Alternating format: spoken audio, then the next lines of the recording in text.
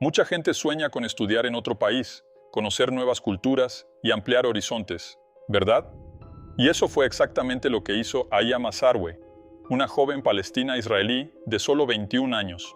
En 2018, dejó China y se embarcó hacia Australia en busca de un futuro brillante, llevando en su corazón la esperanza de transformar su vida y volverse fluida en otro idioma. Pero lo que debería haber sido una experiencia increíble de crecimiento y descubrimiento se convirtió en una pesadilla inimaginable. En el camino de regreso a casa, después de un día de estudios y un encuentro con amigos en un show de comedia, Aya fue brutalmente atacada, violada y asesinada. Y lo más impactante es que, en el momento del ataque, ella estaba al teléfono con su hermana, quien escuchó sus gritos de desesperación sin poder hacer nada. Hola, ¿cómo están todos? Bienvenidos a otro video aquí en el canal, y en el video de hoy voy a hablar sobre el caso Aya Masarwe, una palestina de solo 21 años que fue víctima de un crimen brutal en Australia. Pero eso es todo, creo que ya he hablado demasiado aquí, y como ya saben, si les gustó mi contenido, dejen un like y un comentario que me ayuda mucho. Entonces, sin más preámbulos, vamos al video.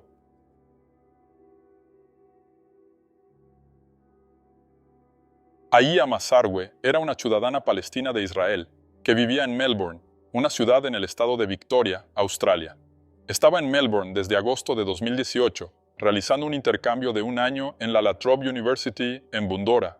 Antes de eso, Aya estudiaba en una universidad en Shanghái, China, y era estudiante internacional de inglés y chino. Ella se tomaba muy en serio sus estudios, y este intercambio en Australia era para mejorar su inglés. Allí, conoció nuevos lugares, experimentó cosas nuevas e hizo muchas amistades. Estaba muy emocionada y disfrutaba mucho de la experiencia. Podría haber elegido Nueva York para su intercambio, pero eligió Australia porque creía que era un lugar tranquilo, agradable y menos peligroso. Aya era una joven muy inteligente y ya hablaba varias lenguas con fluidez, como árabe, hebreo y mandarín. Sin embargo, como aún tenía algo de dificultad con el inglés, estaba estudiando para volverse fluida. También era muy cercana a su familia, y aunque estaba lejos, se comunicaban todos los días. La familia estaba compuesta por 6 miembros, sus padres, Said y Kitam, y sus hermanas, Nur, Ruba y Lena. Estaban ansiosos por poder visitar a Aya en Australia en un viaje familiar. El 16 de enero de 2019, un miércoles, Aya Masarwe, de 21 años en ese entonces, salió a encontrarse con algunos amigos y luego fueron a un show de comedia en el norte de Melbourne. Cuando terminó el show, una de las amigas del grupo la acompañó hasta Bourke Street, donde tomaría el metro que la dejaría más cerca de su dormitorio estudiantil. Así lo hizo y bajó en la estación más cercana, Plenty Street. Eso fue alrededor de la medianoche. Aya cruzó la calle y comenzó a caminar por Main Drive, cerca del centro comercial Polaris, en Bundoora. Mientras caminaba, llamó a Ruba, una de sus hermanas, como siempre hacía para sentirse más segura. Aunque ambas estaban lejos, en países distintos, ubicados en continentes diferentes, se sentían seguras hablándose una a la otra. Ruba atendió, pero todo lo que podía escuchar era la voz de su hermana gritando e insultando en árabe. Ruba escuchó a su hermana decir «pedazo de mierda», y poco después escuchó lo que parecía alguien siendo golpeado repetidamente. Luego, solo pudo escuchar el ruido de los autos. Le pareció todo muy extraño, se sintió muy ansiosa y llamó a la otra hermana de ellas, que en ese momento vivía en China. Las dos hermanas intentaron insistentemente contactar a Aya por teléfono, con llamadas y mensajes, pero no pudieron. Nadie atendió ni respondió. Entonces, decidieron que lo mejor era contactar a la policía de Australia. A las 6 de la mañana del día siguiente, un hombre que se dirigía a su trabajo encontró el cuerpo de una mujer detrás de una cerca, cerca del metro. Como ustedes ya deben haber presumido, este cuerpo pertenecía a Aya. Fue encontrada a 100 metros del punto de donde descendió y estaba a menos de 2 kilómetros de donde vivía en la ciudad. El hombre rápidamente llamó a la policía que, al llegar al lugar, constataron que un homicidio había ocurrido allí. Aya tenía heridas en la cabeza y marcas de quemaduras en su cuerpo. También había sido víctima de agresión sexual. Este crimen brutal conmocionó a los residentes de la zona, quienes se indignaron al ver que algo tan terrible podía suceder en ese lugar. El padre de la víctima llegó rápidamente a la ciudad para identificar el cuerpo, y la embajada israelí ayudó a la familia a repatriarlo a Israel, a la ciudad árabe israelí de Baqa al-Garbille, al norte de Tel Aviv. Cuando el cuerpo de Aya llegó a la ciudad, miles de personas esperaban y la multitud acompañó el cortejo en procesión hasta la mezquita.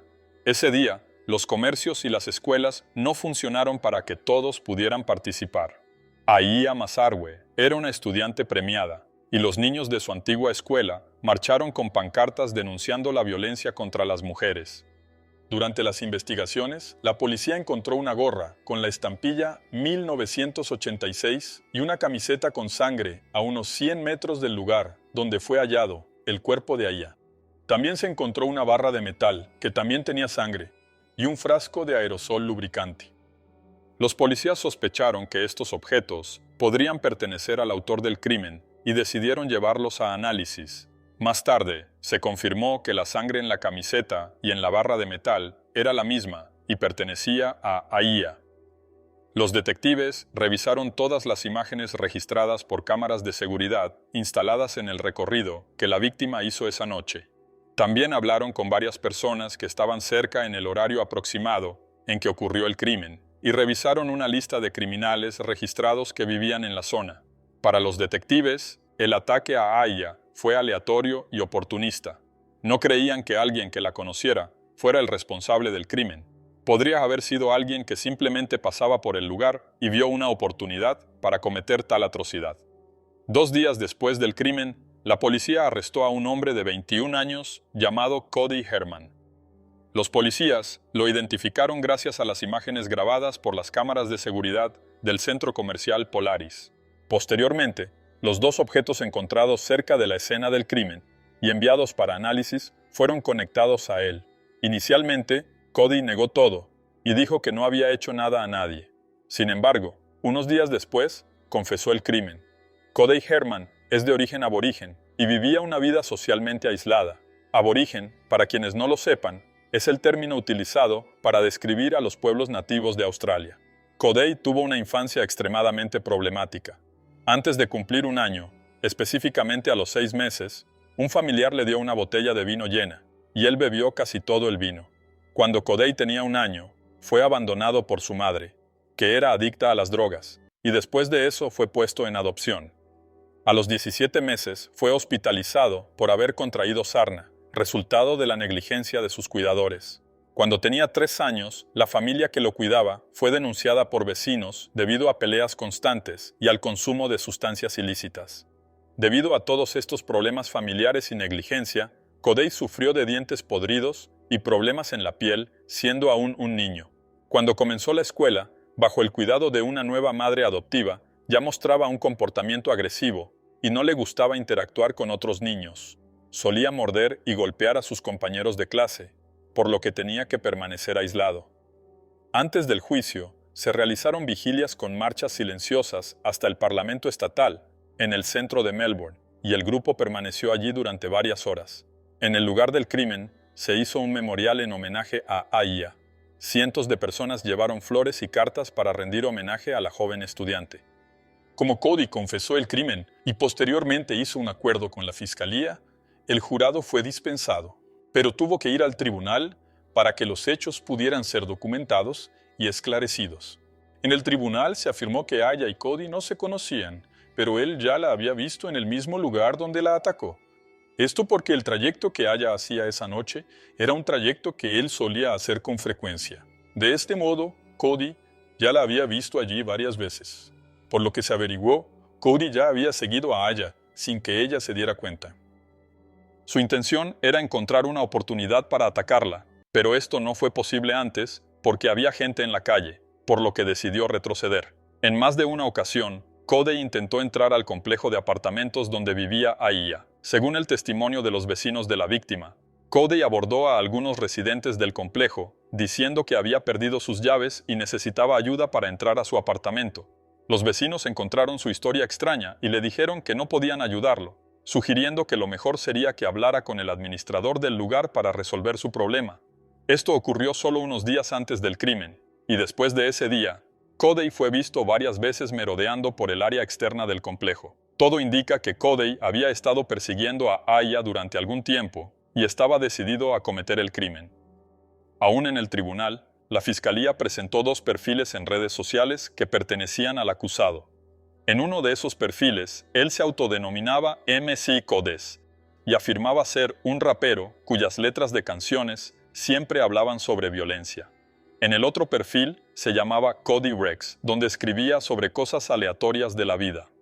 Una de las cosas que escribió llamó la atención de las autoridades, ya que hablaba sobre una chica extranjera que vivía en Australia. Escribió sobre esto una semana antes de cometer el crimen. Sin embargo, a pesar de las similitudes con Aya, los investigadores concluyeron que la chica mencionada en ese escrito no era la víctima, sino posiblemente otra mujer que Cody también estaba persiguiendo. Según las investigaciones, mientras Aya estaba en el show de comedia con sus amigos, Cody ya se encontraba en el centro comercial. Después de salir del centro comercial, él tomó un atajo por el estacionamiento, que lo condujo a la Main Drive, la misma calle por la que Aya caminaba esa noche. Cuando Cody vio a la víctima, comenzó a seguirla. Aya habría notado y empezó a insultarlo para que se apartara de ella. En ese momento, Cody se acercó con una barra de metal y la golpeó 4 veces en la cabeza. Aya acababa de llamar a su hermana, y cuando respondió, lo único que escuchó fue a Aya insultando, y luego el sonido de la barra de metal golpeándola. Después de ser golpeada repetidamente en la cabeza, Aya quedó inconsciente. Cody aprovechó entonces la situación y arrastró a la víctima a una zona detrás de una cerca baja, entre la acera y el estacionamiento. Esta área, además de estar más aislada, no permite ver lo que sucede debido a la cerca. Allí, Cody desnudó parcialmente a la víctima y luego la agredió sexualmente. Al terminar, el hombre le propinó otros 9 golpes en la cabeza con la barra de metal, con la intención de quitarle la vida. Estos golpes causaron múltiples fracturas en su cráneo y rostro, además de laceraciones en el cerebro. Todavía no satisfecho, Cody arrastró el cuerpo de Aya hacia una zona de arbustos y roció un lubricante en aerosol sobre ella. Luego, tomó su encendedor de barbacoa y prendió fuego al cuerpo.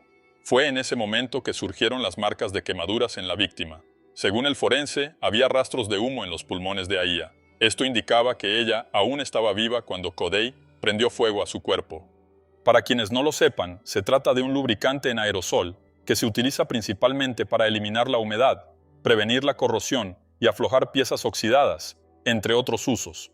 Es un fluido inflamable que puede prenderse fácilmente al entrar en contacto con el fuego. El forense también dijo que el cuello de Aya estaba bastante herido, pero no pudo determinar si eso fue el resultado de un intento de asfixia por parte del criminal o si fue porque fue arrastrada por varios metros. Al escuchar esto, Cody afirmó en el tribunal que no intentó asfixiar a Aya. También dijo que no conocía a la víctima y que no tenía nada en su contra. Solo aprovechó la oportunidad de que ella estaba sola esa noche y, como no había nadie cerca, decidió cometer el crimen. Después de cometer el crimen, Cody huyó llevándose la bolsa y otros objetos de la víctima. Mientras huía, cámaras de seguridad del centro comercial y de otros edificios lo captaron escalando la cerca de una reserva natural. Su gorra, que era negra y tenía la estampa 1986, quedó atrapada en la reja y él tuvo que dejarla atrás. Fue esa misma gorra que las autoridades encontraron posteriormente a unos 100 metros del lugar del crimen. Cody también se quitó la camiseta, dejándola atrás, ya que estaba cubierta de sangre. Hizo lo mismo con la barra de metal y el frasco de lubricante en aerosol.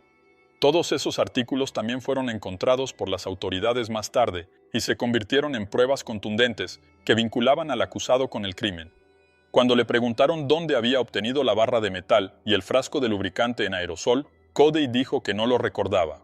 Saber esto sería importante, ya que ayudaría a las autoridades a entender si todo realmente fue premeditado o no. Las autoridades sabían que era muy probable que Cody ya estuviera observando a Aya desde hacía un tiempo, pero tal vez esa noche él tenía la intención de atacar a cualquier mujer que pasara sola. En este caso, fue Aya, a quien ya había estado siguiendo antes.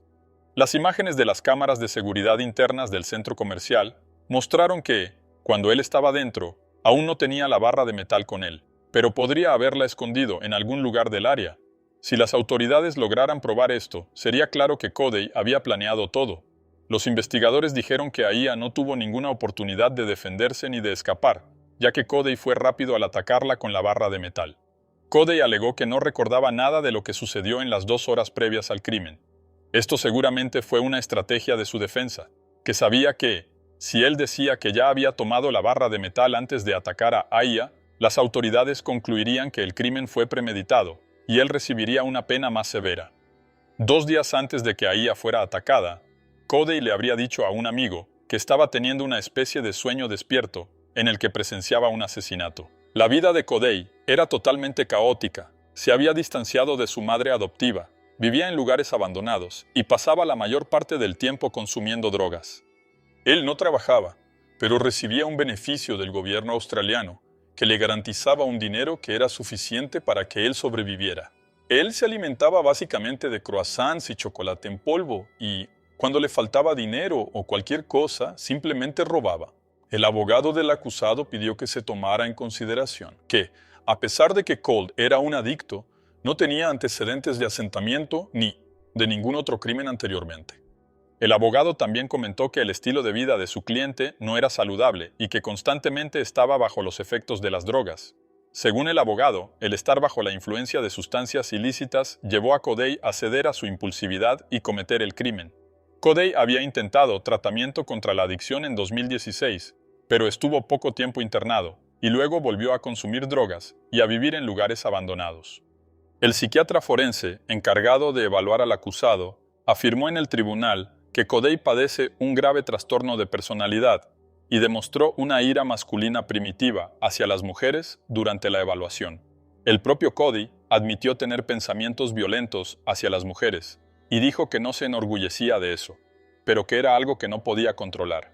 Su abogado solicitó clemencia al tribunal, argumentando que el informe psiquiátrico demostraba que él padecía un trastorno mental, lo que, según su defensa, debería exonerarlo de culpa.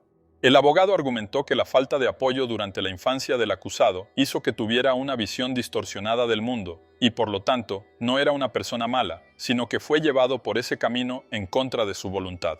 Cody llegó a escribir una carta y pidió a su abogado que la leyera en voz alta ante todo el tribunal.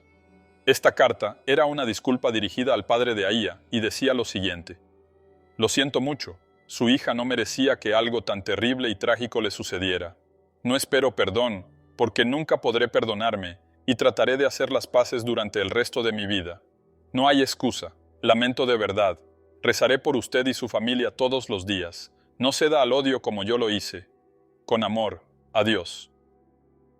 El ataque que sufrió Aya fue extremadamente cruel y violento, un completo desprecio por la humanidad de la víctima. Por eso, la fiscalía argumentó que no se debía conceder ninguna clemencia a Cody, sin importar ningún factor.